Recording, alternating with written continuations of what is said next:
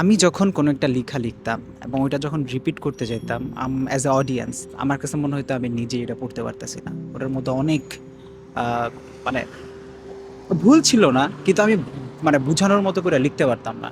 কথা বলার ক্ষেত্রে অনেকটা সেম। আমার কাছে মনে হতো যে আমি যা বলতেছি, যেইভাবেই বলতেছি, যেইভাবে মানুষকে বুঝাইতে চাইতেছি, মানুষ ওইভাবেই বুঝতেছে। But actually it doesn't work like that. তো এই জন্যেই মূলত গল্প বলার চেষ্টা করা বা কিভাবে অডিয়েন্সের সাথে কানেক্ট করা যায় বা এঙ্গেজ করা যায় ওইভাবে কথা বলার চেষ্টা করতেছি। তারপরে আমার মনে হয় যে অনেক ভুল ত্রুটি হয়তো বা আছে। বাট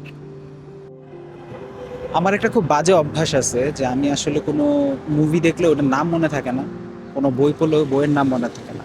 একটা বইয়ের মধ্যে এরকম পড়ছিলাম যে nowadays the most powerful tool will be your audience. If you have a bunch of audience to listen your word, then you are the most powerful person.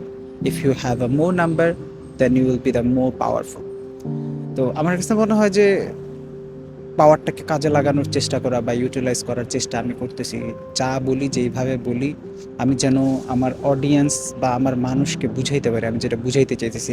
It's not about only social media, it's about our daily life like a presentation and interview and everything.